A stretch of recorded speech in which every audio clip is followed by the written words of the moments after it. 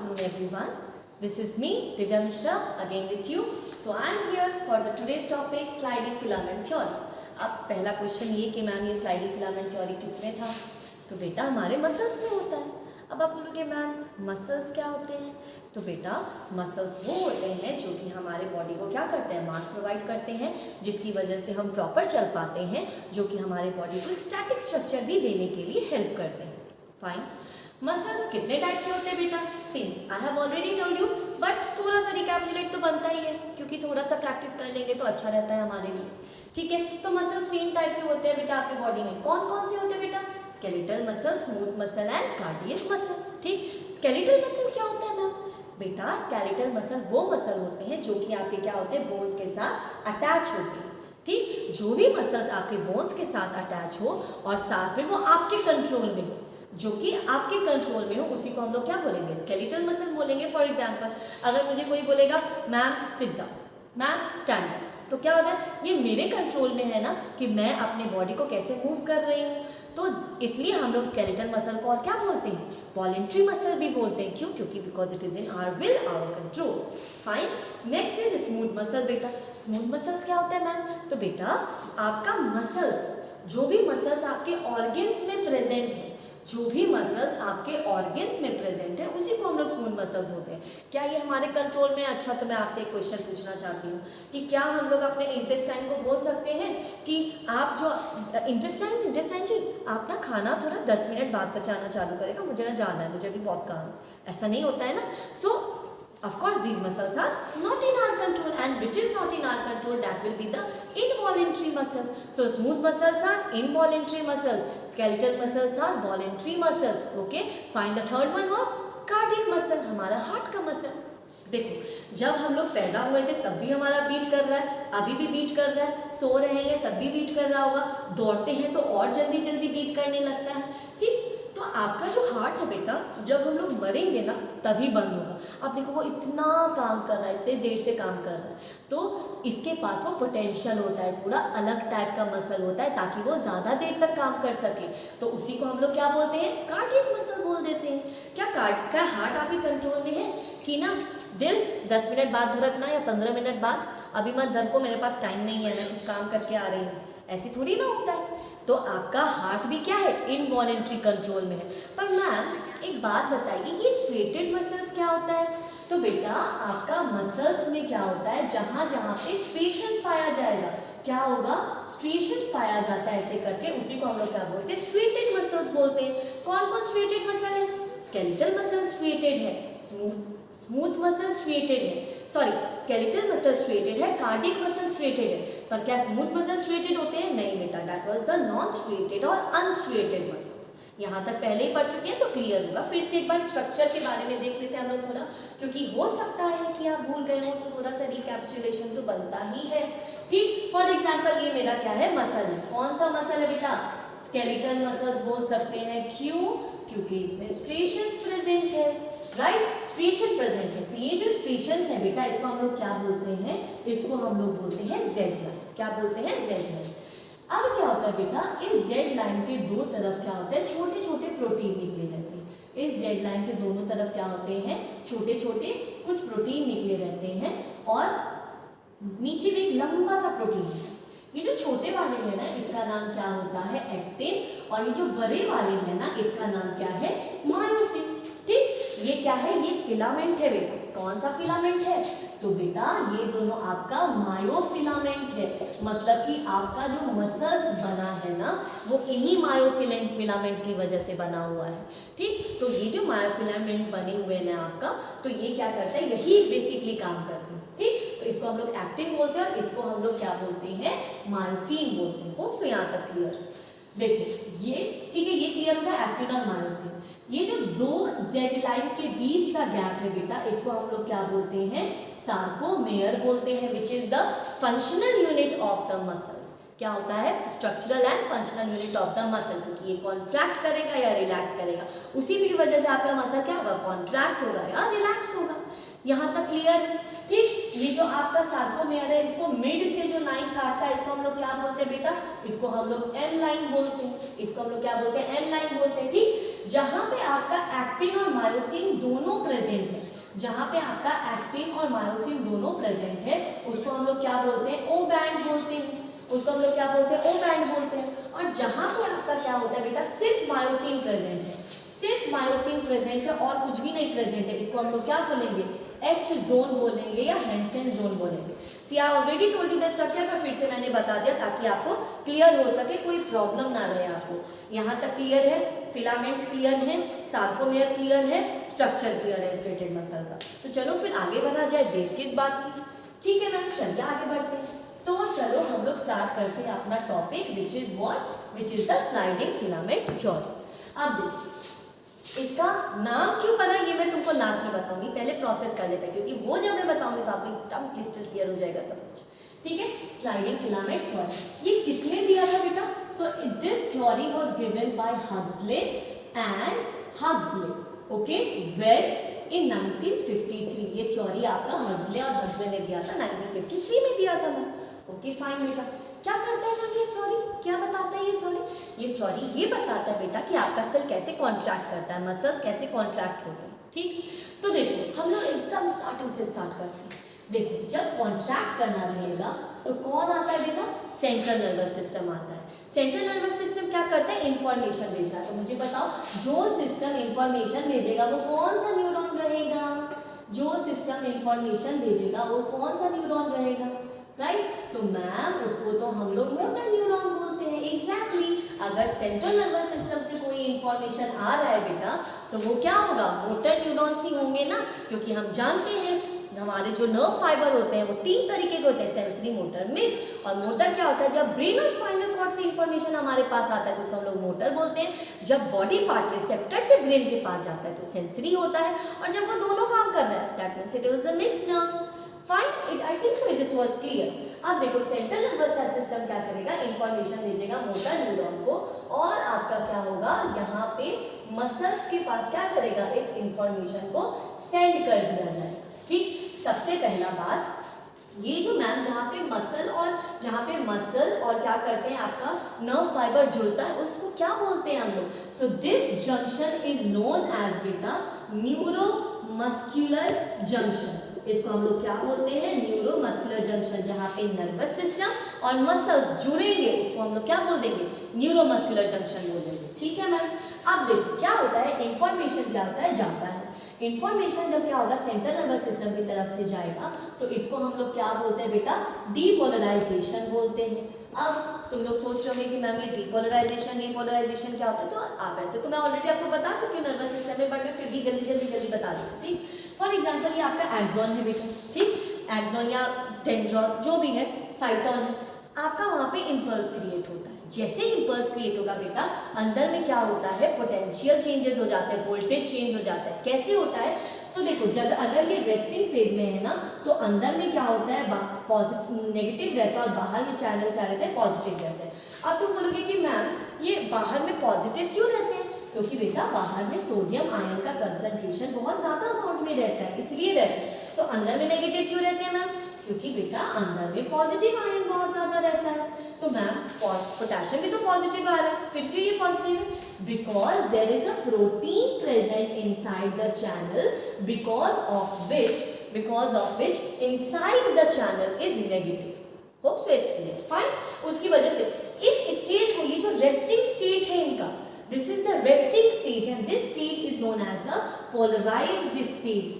This stage is known as the polarized state or the resting state. यहाँ पे आपका cell muscles कोई काम नहीं कर रहा है, सोया हुआ है वो एक्सॉन, कुछ काम नहीं कर रहा है अभी पोलराइज्ड स्टेट में। जैसे ही इम्पल्स क्रिएट होगा, अच्छा उसके इम्पल्स क्रिएट करने से पहले मैं 2-3 इंफॉर्मेशन आपको देना चाहूंगी कि हमारा ये जो चैनल होता है बेटा उसमें 3 तरीके के चैनल पाए जाते हैं। एक सोडियम चैनल पाया जाता है, दूसरा पोटेशियम चैनल पाए जाते हैं, और तीसरा क्या पाया जाता है? सोडियम पोटेशियम एक्सचेंज पंप पाया जाता है। सोडियम पोटेशियम एक्सचेंज पंप होता है। ठीक, ये क्या है? सोडियम चैनल है, ठीक, और ये क्या है? Potassium channel. यहाँ तक मेरे ख्याल से आपको क्लियर होगा। अब देखो क्या होगा, अब क्या होगा बेटा? जैसे ही इंफॉर्मेशन आएगा, कोई नया इंपल्स क्रिएट होगा हमारे पास, जैसे ही इंफॉर्मेशन आएगा और हमारे पास कोई नया इंफॉर्मेशन क्रिएट होगा तो उसकी वजह से क्या होता है, आपका सोडियम चैनल क्या होता है, ओपन हो जाता है। कौन सा चैनल ओपन होगा बेटा, सोडियम चैनल ओपन हो जाएगा और सोडियम अंदर की तरफ आने लगेंगे। ठीक, तो मैम अंदर के आने तो क्या होगा, तो देखो अब देखो पोटेशियम तो पहले ही था, प्रोटीन तो पहले ही था, ठीक, अब क्या हो गया, सोडियम भी अंदर आ गया, तो अंदर में ज्यादा पॉजिटिव हो गया ना बेटा, अंदर में क्या हो गया, ज्यादा पॉजिटिव हो गया, because of which inside the membrane it has become positive and outside it has become negative. What is that state known as? This stage is known as depolarization state. This stage is known as the depolarization state. यहाँ तक clear है? ठीक है। अब क्या होगा बेटा, जो इंफॉर्मेशन है वो क्या होता है, देखो अब हमें वापस इंफॉर्मेशन को हटाना भी है, तो अब क्या होता है ना, जैसे ही सोडियम जाएगा ना, पोटेशियम क्या करेगा, फिर बाहर जाने लगेगा। अब क्या होगा, पोटेशियम चैनल, सोडियम बंद हो जाएगा, पोटेशियम क्या हो जाएंगे, खुल जाएंगे, जिसकी वजह से अब क्या हो गया, पोटेशियम क्या हो गया, बाहर चला गया, पर सोडियम अभी भी क्या है, अंदर में ही है, और साथ में तुम्हारा क्या है, प्रोटीन है। तो देखो अब फिर से नॉर्मल हो गया ना, तो बाहर में क्या हो जाएगा, फिर से पॉजिटिव हो जाएगा, बाहर में फिर से क्या हो जाएगा, पॉजिटिव, और अंदर में क्या हो जाएगा, नेगेटिव। मैम ये तो पहले की तरह ही हो गया, बाहर में पॉजिटिव, अंदर में नेगेटिव। हाँ तो वही तो हुआ है। So what will be this stage, फिर से पोलराइज स्टेट जैसा दिख रहा है ना बेटा, it is again looking at the polarise state, so it will be known as the repolarisation, it is known as the repolarisation. Hope so this is clear. ठीक, अब देखो मैम बाहर तो पॉजिटिव, अंदर तो नेगेटिव हो गया है, पर अभी भी यहाँ पे क्या हुआ है, अभी पर जो मटेरियल से जो आयंस थे वो चेंज है, बाहर सोडियम था, अंदर पोटेशियम था, पर अभी तो बाहर पोटेशियम, अंदर सोडियम है, तो उसको भी तो चेंज करना पड़ेगा ना हमें। तो अब क्या होगा बेटा, आपका कौन खुल जाएगा, सोडियम पोटेशियम एक्सचेंज पंप खुल जाएगा, जिसकी वजह से एक बार में 3 सोडियम अंदर जाएंगे और 2 पोटेशियम, 3 सोडियम बाहर जाएंगे और 3 सोडियम क्या हो जाएंगे, अंदर की तरफ आ जाएंगे, 3 पोटेशियम, 3 सोडियम बाहर गए, 2 पोटेशियम अंदर आ गए। अब ma'am is there any rule that always 3 sodium will exchange for the 2 potassium? Yes बेटा, why so मैम, because बेटा जो आपका सोडियम है ना, ये जो सोडियम पोटेशियम का चैनल है ना, इसके अंदर सोडियम के लिए 3 पोर्स हैं, पर पोटेशियम के लिए बस 2 पोर्स हैं, और वो पोर्स में ही आपका क्या होगा, सोडियम अटैच होगा। तो सोडियम को 3 जगह मिल गई है अटैच होने के लिए, पर पोटेशियम को बस 2 ही जगह मिली है अटैच होने के लिए। दैट्स व्हाई हमेशा 3 सोडियम के बदले 2 ही पोटेशियम एक्सचेंज होगा, 3 सोडियम बाहर जाएंगे और 2 पोटेशियम बाहर अंदर आ जाएंगे, तो जिसकी वजह से बाहर में क्या हो जाएगा, अगेन पॉजिटिव, सोडियम है तो पॉजिटिव होगा, और पोटेशियम अंदर चले गए तो नेगेटिव हो गया। अब क्या वो एग्जैक्टली सेम हो गया जैसे पहला था? हाँ मैम, तो पहले का नाम क्या था बेटा, पोलराइज स्टेट, इसका भी नाम क्या हो जाएगा, पोलराइज स्टेट, नाम दे दो इसका पोलराइज स्टेट।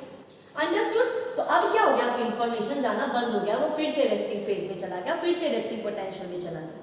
ठीक, तो इस प्रोसेस के थ्रू आपकी बॉडी में इंफॉर्मेशन जाता है, जितने भी न्यूरॉन्स में इंफॉर्मेशन जा रहे हैं या मसल्स में इंफॉर्मेशन जा रहे हैं। ठीक, तो जो न्यूरॉन्स में, एक हम क्या जानते हैं, हमारा नर्व क्या है, एक न्यूरॉन्स और bundle of nerve fibres, bundle of neurons is nerve fibre. तो जब आपका बहुत सारा न्यूरॉन्स एक अटैच हो जाता है, तो वो इसी प्रोसेस के थ्रू पोटेंशियल चेंजेस की वजह से, वोल्टेज चेंजेस की वजह से इंफॉर्मेशन को भेजता है। तो पोलराइजेशन, डीपोलराइजेशन, रीपोलराइजेशन और पोलराइजेशन। पोलराइजेशन अगर हो गया तो वो वापस से रेस्टिंग स्टेज में चला गया। इस प्रोसेस के थ्रू आपका बॉडी में डीपोलराइजेशन होता है। मैंने आपका नर्व वाला पार्ट ही यहाँ पे करवाने का कोशिश किया, हालांकि मैंने कुछ पोटेंशियल वोल्टेज नहीं बताए आपको, तो वो न्यूरल वाले पार्ट पे कवर कर दूँगी। I hope so this is clear, so I am removing this, क्योंकि अगर मैं डीपोलराइजेशन नहीं बताती तो आप लोग नहीं समझ पाते। So that's why it is very important to tell you, so I tell you. Fine, अब देखो अब क्या होगा आपका, ठीक है। अब देखो, सी व्हाट विल हैपन बेटा, ये इसमें क्या होगा बेटा, जैसे डीपोलराइजेशन होगा ना, तो यहाँ पे क्या होता है, कैल्शियम चैनल होता है। कौन से चैनल होते हैं बेटा, वोल्टेज गेटेड चैनल होते हैं। मैम ये वोल्टेज गेटेड चैनल क्या होता है, तो बेटा अगर वोल्टेज में चेंजेस की वजह से, मैंने क्या कहा, अगर वोल्टेज में चेंजेस की वजह से अगर आपका क्या होता है, कोई भी चैनल खुलता है, ठीक, वो पोटेंशियल डिफरेंस होने की वजह से कोई चैनल खुलेगा तो उसको हम लोग क्या बोलते हैं, वोल्टेज गेटेड चैनल बोलते हैं। ठीक, कोई और भी चैनल होता है क्या मैम? बिल्कुल होता है बेटा। कौन सा चैनल होता है? लिगैंड गेटेड चैनल होता है, जो कि क्या होता है आपके मसल में प्रेजेंट होता है। कौन सा होता है? ये सोडियम का क्या होता है, LGC, लिगैंड गेटेड चैनल। तो मैम ये लिगैंड गेटेड चैनल क्या होता है? तो बेटा इसमें क्या होगा ना आपका, अगर कोई रिसेप्टर या केमिकल जाके उससे अटैच होगा, कोई केमिकल अगर अटैच होता है और उसकी वजह से वो खुलता है तो उसको हम लोग क्या बोलते हैं, लिगैंड गेटेड चैनल बोलते हैं। फाइन मैम, ठीक, समझना। तो चेंजेस हुआ, वो वाला जो डिपोलराइजेशन बताया था, चेंजेस हुआ, क्या हो गया, जो आपका न्यूरॉन्स था उसका जो एक्सॉन टर्मिनल था, उसका क्या था, जो एक्सॉन टर्मिनल था उस पे जाके वो अटैच हो गया, जिसकी वजह से कैल्शियम चैनल खुल गए और कैल्शियम अंदर की तरफ जाने लगा, कैल्शियम अंदर की तरफ जाने लगा, जिसकी वजह से क्या होता है बेटा, बहुत सारे छोटे छोटे यहाँ पे क्या होते हैं, वेसिकल्स होते हैं। मैम ये वेसिकल्स के अंदर क्या होता है, तो बेटा वेसिकल्स के अंदर न्यूरोट्रांसमीटर होते हैं जो कि इंफॉर्मेशन को एक न्यूरॉन से दूसरे जगह पहुंचाने में हेल्प करते हैं, एक न्यूरॉन से दूसरे न्यूरॉन या एक न्यूरॉन से दूसरे मसल में पहुंचाने के लिए हेल्प करता है। याद रखना, जब भी हम लोग न्यूरॉन्स का बात कर रहे हैं तो मतलब कि मसल्स का बात कर रहे हैं, तो वहां पे न्यूरोट्रांसमीटर हमेशा कौन सा यूज होगा, एसिटिलकोलिन यूज होंगे। कौन से न्यूरोट्रांसमीटर होंगे, acetylcholine. You can also right ACH in short form. Fine. So ACH, the calcium will push the vesicles outside the synaptic material.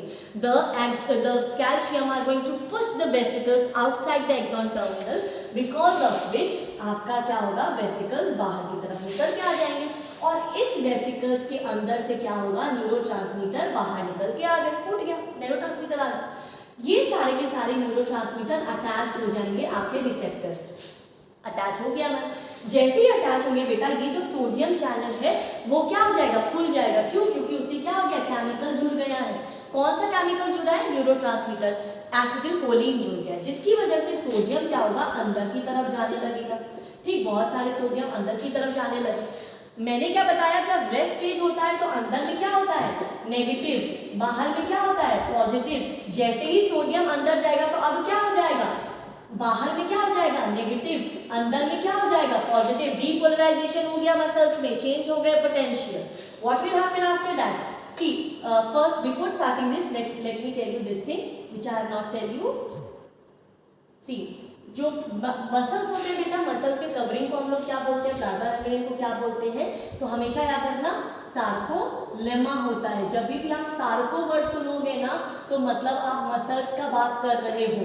Whenever the Sarco word is coming मतलब muscles का बात चल रहा है वहां पे। ठीक, तो जो प्लाज्मा मेम्ब्रेन कवरिंग होते हैं उसको हम लोग क्या बोलते हैं, सार्कोलेमा बोलते हैं।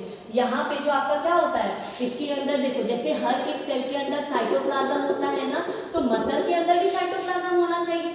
तो सेल को साइटोप्लाज्म बोलते हैं, तो हम मसल्स में सार्को लगाते हैं ना, तो हम लोग इसको क्या बोल देंगे, सार्कोप्लाज्म बोल देंगे। सिंपल सी बात है, साइटोप्लाज्म, सार्कोप्लाज्म। अब हमारे सेल में एंडोप्लाज्मिक रेटिकुलम भी होता है ना, तो इसमें भी होगा।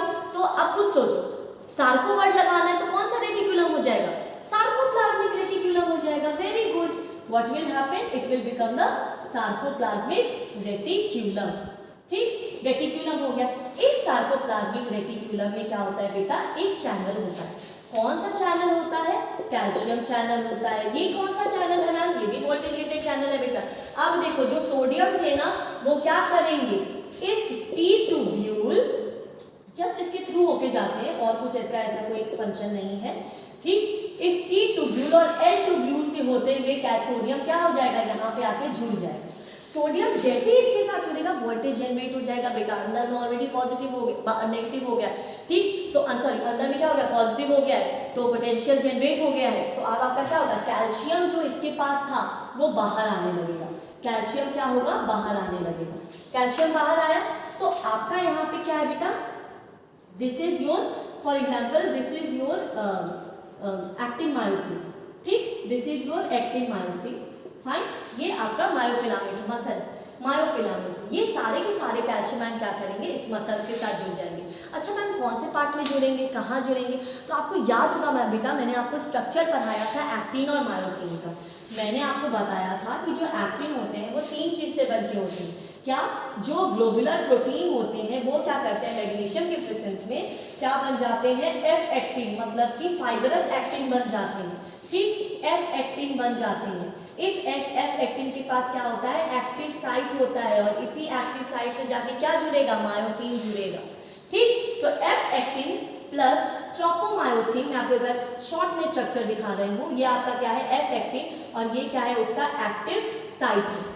यहाँ पे कौन जुड़ा हुआ रहता है, आपका जुड़ा हुआ रहता है कौन, ट्रोपोमायोसिन, ठीक है, ट्रोपोमायोसिन। फिर इसके ऊपर ट्रोपोनिन जुड़ा हुआ रहता है, कौन जुड़ा हुआ रहता है, ट्रोपोनिन। हमने पढ़ा था ऑलरेडी, ट्रोपोनिन 3 टाइप के होते हैं, कौन कौन से, टीपीसी, टीपीटी, टीपीआर, 3 तरीके होते हैं। और उसके नीचे में क्या होता है बेटा, मायोसिन होता है, उसके पास क्या होता है, एक साइट होता है जिसको हम लोग क्या बोलते हैं, एटीपीएज, मतलब वो साइट जहाँ पे आपका क्या होगा, एटीपी ब्रेक होगा, क्या होगा, वो साइट जहाँ पे आपका क्या होगा, एटीपी बनेगा या ब्रेक होगा, ठीक, एक्टिव साइट। अब देखो ये जो है, ये भी इसका एक्टिव साइट है और इसके पास ये एक्टिव साइट है, पर दोनों मिल नहीं पा रहे हैं बेटा, क्यों, क्योंकि इसके बीच में टीपीआई की दीवार है, राइट। ट्रोपोनिन और जो आपका एक्टिन और मायोसिन है वो नहीं जुड़ पा रहे हैं, क्योंकि इन दोनों के बीच में टीपीआई की दीवार है। हमें इस दीवार को हटाना है। अब ये दीवार हटेगा कैसे ना, बहुत सिंपल सा बात है बेटा। ये जो ट्रोपोनिन है ना, हम क्या करेंगे, जो कैल्शियम आयन यहाँ से निकला था ना, ये कैल्शियम आयन आके किसके साथ जुड़ जाएगा, टीपीसी के साथ जुड़ जाएगा, टीपीसी के साथ जुड़ गया ये, ठीक। टीपीसी के साथ जैसे ही जुड़ेगा तो क्या होगा, जो ट्रोपोमायोसिन है, टीपीआई और टीपीसी है, टीपीटी है, ये क्या करेगा, खींचेगा, किसको खींचेगा बेटा, ये टीपी, जो टीपीसी के साथ कैल्शियम आयन जुड़ा, उसकी वजह से आपका टीपीटी, ट्रोपोमायोसिन और टीपीआई खींचेंगे।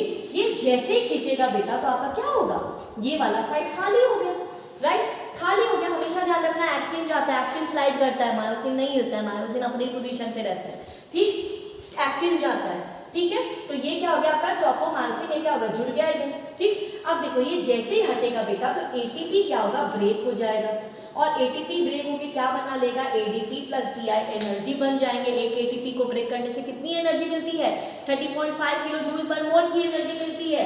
कितनी एनर्जी मिलती है, 30.5 किलो जूल पर मोल एनर्जी मिलती है एक एटीपी को ब्रेक करने से। एटीपी ब्रेक हुआ, एनर्जी मिल गया, बहुत सारा एनर्जी मिल गया है, तो क्या होगा आपका, ये जो एक्टिन और मायोसिन है ना बेटा, ये दोनों क्या होंगे, जुड़ जाएंगे, ठीक। इनका जो एक्टिव साइट है वो जुड़ जाएगा, मतलब क्या बन गया, क्रॉस ब्रिज बन गया इनके बीच में, क्या बन गया, क्रॉस ब्रिज बन गया। जैसे ही देखो पहले क्या था, एक्टिन यहाँ था, मायोसिन उसके नीचे था, ठीक। एक्टिन क्या किया, स्लाइड किया, ये दोनों क्या कर गए, क्रॉस ब्रिज बना लिया, क्रॉस ब्रिज बना लिया, तो जिसकी वजह से क्या होगा, आपका छोटा हो जाएगा सार्कोमियर, आपका क्या होगा, स्ट्रक्चर छोटा होगा, तो इसकी वजह से क्या हो जाएगा आपका, एक्टिन और मायोसिन, एक्टिन जब स्लाइड किया तो मायोसिन क्या हो गया, छोटा हो गया, सार्कोमियर छोटे होंगे, मतलब आपका सेल क्या किया, कॉन्ट्रैक्ट कर गया।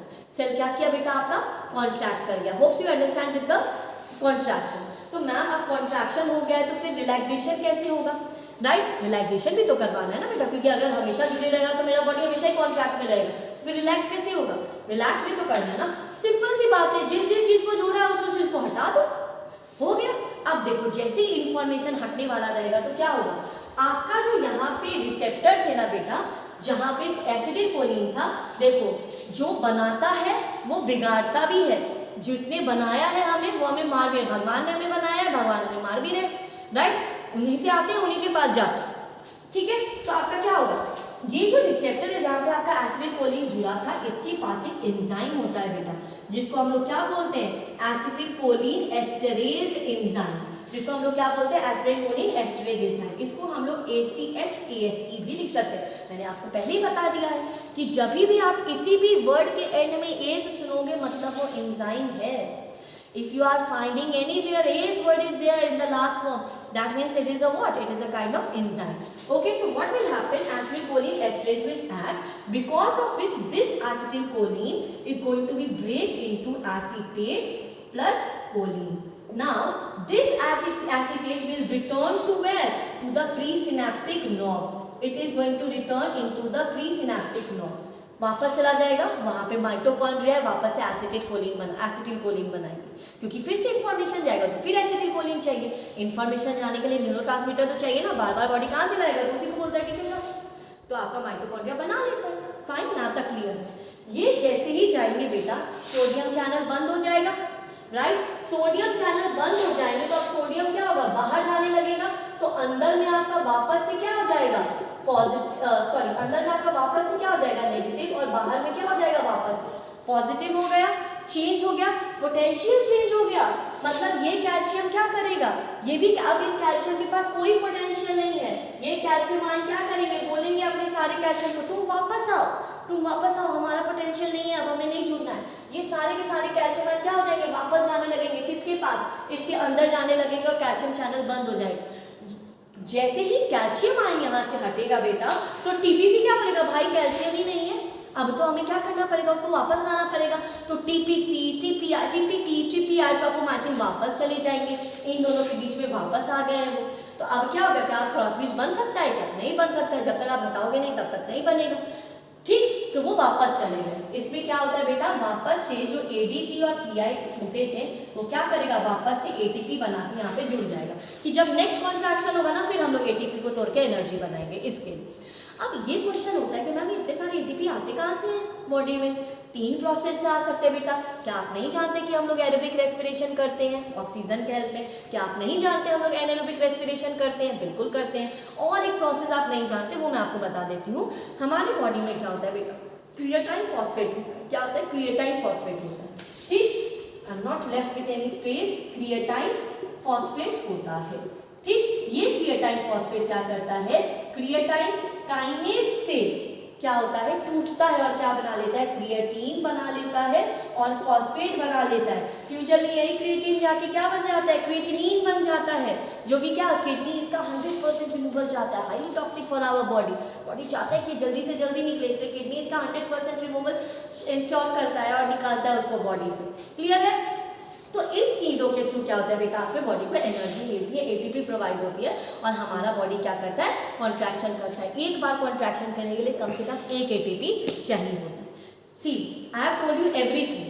अब मैं आपको फिर से यही चीज़ बता रही हूँ, ध्यान से सुनना, रिकैपिचुलेट कर रहे हैं टॉपिक। स्लाइडिंग फिलामेंट थ्योरी, नाम क्यों पड़ा, कौन स्लाइड कर रहा है बेटा, एक्टिन स्लाइड कर रहा है मायोसिन के ऊपर, एक्टिन स्लाइड कर रहा है मायोसिन के ऊपर। तो एक्टिन और मायोसिन क्या है, फिलामेंट है ना।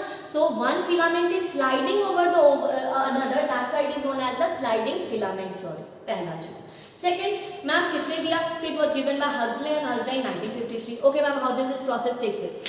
सेंट्रल नर्वस सिस्टम, मुझे 2 किलो आलू उठाना है, सेंट्रल नर्वस सिस्टम ने इन्फॉर्मेशन दिया है किसको, हाथ को, भाई हाथ उठाना है, इन्फॉर्मेशन भेज दो। आई सेड ओके, मेरा माय मसल से ओके, सो व्हाट हैपेंड, मेरा मसल क्या करेगा, उसको उठाएगा, ठीक। उठाने के लिए इन्फॉर्मेशन जाएगा, सेंट्रल नर्वस सिस्टम से इन्फॉर्मेशन आ रहा है तो मोटर न्यूरॉन काम करेगा। सिंपल सी बात है, मोटर न्यूरॉन क्या करेंगे, आपके मसल्स के पास जाएंगे और क्या करेंगे, डीपोलराइजेशन कर देंगे, क्योंकि इंपल्स क्रिएट हो गया है, इन्फॉर्मेशन हो गया। तो क्या होगा, जो एक्सॉन टर्मिनल पे कैल्शियम आयन का जो बीजीसी है, वोल्टेज गेटेड चैनल, खुल जाएगा, ओपन हो जाएगा। जैसे ही खुलेगा कौन जाने लगेगा उसके अंदर, कैल्शियम आयन जाने लगेगा। जाओ कैल्शियम आयन जाने लगे, कैल्शियम आयन जाएंगे तो क्या होगा, वो वेसिकल्स को धक्का मारेंगे, न्यूरोट्रांसमीटर को, बाहर निकलो जाओ, इन्फॉर्मेशन लेके जाओ। न्यूरोट्रांसमीटर में कौन है इधर, एसिटिलकोलिन। जैसे ही वो जाएंगे वो क्या करेंगे, मसल्स के जो क्या तो मेम्ब्रेन है उससे जाके क्या हो जाएंगे, अटैच हो जाएंगे। जैसे ही वो अटैच होंगे तो क्या होगा, आपका जो यहाँ पे सोडियम चैनल है वो खुल जाएगा। क्यों, क्योंकि वो लाइगैंड गेटेड चैनल है बेटा, और वो किस पे काम करता है, वो आपका केमिकल के प्रेजेंस या एब्सेंस में काम करता है। वो जैसे ही खुलेगा तो सोडियम क्या होगा, अंदर जाने लगेगा। हमने डीपोलराइजेशन में पढ़ा था अभी, अंदर में क्या होता है, नेगेटिव, बाहर में क्या, पॉजिटिव। जैसे ही सोडियम आ जाएगा तो बाहर में क्या हो जाएगा, पॉजिटिव, और अंदर में क्या हो जाएगा, नेगेटिव। मतलब डीपोलराइजेशन क्रिएट हो गया, डीपोलराइजेशन क्रिएट हो गया मतलब वोल्टेज चेंज हो गया। अब यहाँ पे जो कैल्शियम आना था वो तो वोल्टेज गेटेड चैनल था ना, वो एक्टिव हो गया और वो खुल गया।